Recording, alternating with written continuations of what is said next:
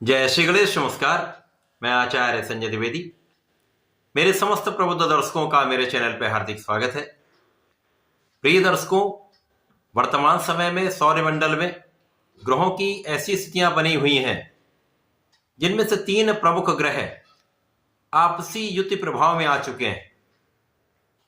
क्योंकि सूर्य का राशि परिवर्तन 12 फरवरी को हो चुका है, बुध अपनी राशि का परिवर्तन 11 फरवरी को कर चुके हैं तथा इन दोनों ग्रहों का राशि परिवर्तन कुंभ राशि में हो चुका है।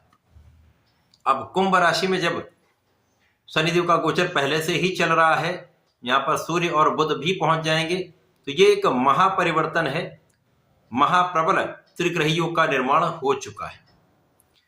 अब सूर्य और बुध अतिमित्र के भाव में होकर यहाँ पर गोचर करेंगे। इसी प्रकार से शनि और बुध अतिमित्र के भाव में होकर यहाँ पर गोचर करेंगे। परंतु यहां पर शनि और सूर्य मित्रोत्त भाव में नहीं कहे जाते, परंतु तात्कालिक मैत्री के भाव में होंगे तथा यहां पर पिता पुत्र का संबंध है, तो यहां पर मतभेद हो सकते हैं, परंतु कोई बड़ी समस्या का योग नहीं बनेगा। क्योंकि सूर्यदेव राजा है, शनिदेव न्यायाधीश हैं, तो जो इनके कार्यकत्व में जो समस्याएं आती हैं उसी के कारण जो प्रभाव मिलेगा वो प्राप्त हो सकता है। आज मैं तुला राशि के लिए इस त्रिग्रही योग का तथा सूर्य और बुध के राशि परिवर्तन का किस प्रकार का प्रभाव प्राप्त होने वाला है, इस त्रिग्रही संयोजन से किन किन भाव में वृद्धि होगी, आपको कितना लाभ मिलेगा, अथवा कहीं पर कोई समस्या या अवरोध है तो उसका क्या निराकरण, संपूर्ण विश्लेषण मैं पूर्ण तर्क के साथ करने जा रहा हूं। प्रिय दर्शकों, इस राशिफल को आप अपने लग्न तथा राशि दोनों के अनुसार देख सकते हैं। तुला राशि के लिए यदि हम अवलोकन करें तो बुध शुक्राचार्य के मित्र हैं, तो उनके लिए अतिमित्र का भाव है। शनि और शुक्र का अतिमित्र का भाव है। इसी प्रकार से सूर्य और शुक्र का कोई मित्रवत भाव नहीं है, परंतु यहां पर एक ऐसा योग बन रहा है जो त्रिग्रही योग है, जहां पर तीनों ग्रहों का संयोजन कुछ विशिष्टता देने वाला है। तुला राशि के लिए ये संयोजन पंचम भाव में बन रहा है, जो कि ज्ञान का भाव है, शिक्षा का भाव है, संतान का भाव है तथा प्रेम का भाव। इस भाव में त्रिग्रही योग का निर्माण कुछ विशिष्टता के साथ साथ कुछ बड़े लाभ भी देने वाला है। क्योंकि इस समय में इस त्रिग्रही योग से आपकी आत्मबल में वृद्धि हो जाएगी, आपका कॉन्फिडेंस लेवल बहुत अच्छा होगा, आपका भाग्य संपूर्ण रूप से आपके साथ देगा, तो परिश्रम का संपूर्ण लाभ आप ले पाएंगे। इसी प्रकार से कहीं पर कोई कार्य अवरुद्ध हो रहा था या कोई समस्या आ रही थी या किसी कार्य में विलंब हो रहा था, उस कार्य में प्रगति होना आरंभ हो जाएगी, समस्याओं का निराकरण प्रारंभ हो जाएगा, तो आपका कार्य क्षेत्र बढ़ने लगेगा, आपके नौकरी क्षेत्र में आपको लाभ मिलने लगेगा। इसी प्रकार से नए प्रोफेशन, आपके प्रोफेशन में नए अवसर आपको प्राप्त होने लगेंगे। अब जब आपकी व्यापारिक गतिविधियां विस्तृत हो जाती हैं, नौकरी में आप उन्नति करने लगते हैं, सफलता की प्राप्ति करने लगते हैं, तो प्रोफेशन में नए लाभ मिलने लगते हैं, तो धन का एक बड़ा लाभ आपको प्राप्त होने वाला है। यहां पर किसी प्रकार का कोई संदेह नहीं। इस त्रिग्रही योग से महालाभ, महाधन का योग बन रहा है। अब इस समय में आप ज्ञानवान भी रहेंगे, ज्ञान का भाव विस्तृत होगा, तो जो विद्यार्थीगण हैं उनके लिए एक अच्छा समय, जब अपने ज्ञान से आप सफलता की प्राप्ति करने वाले हैं। प्रतियोगिता परीक्षा में सफलता मिलेगी।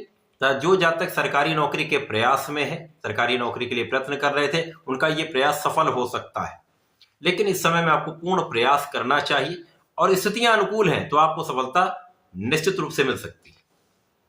संतान पक्ष बलवान होगा, संतान से आपको सुख मिलेगा तथा इस समय में सबसे महत्वपूर्ण है, इस समय में आपकी मनोकामना या आपकी इच्छा पूर्ति निश्चित होगी। तो बहुत समय से यदि कोई आप किसी कार्य के बारे में सोच रहे थे, अथवा पढ़ाई में सफलता के बारे में सोच रहे थे, अथवा नौकरी के लिए प्रयासरत थे, नौकरी के बारे में आपकी इच्छा थी, तो ये इच्छा की पूर्ति आपकी होने वाली। जो व्यापारी गण हैं अथवा नौकरी में हैं, उनके लिए धन की इच्छा की पूर्ति निश्चित रूप से होगी। तो ये एक अच्छा समय है। धन की मात्रा जब बढ़ने लगती है तो आपके सुख साधन बढ़ते हैं, आप अपने भूमि भवन वाहन का लाभ लेने लगते हैं। तो इस समय में आपके भूमि भवन वाहन का योग बन रहा है।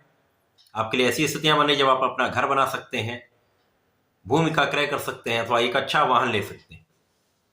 माता पिता की सुखों में वृद्धि होगी, माता पिता का आशीर्वाद भी आपको प्राप्त होगा तथा इस समय पिता के सहयोग से पारिवारिक संपत्ति का भाव भी प्रबल हो रहा है, जिससे आपको लाभ अवश्य प्राप्त होगा।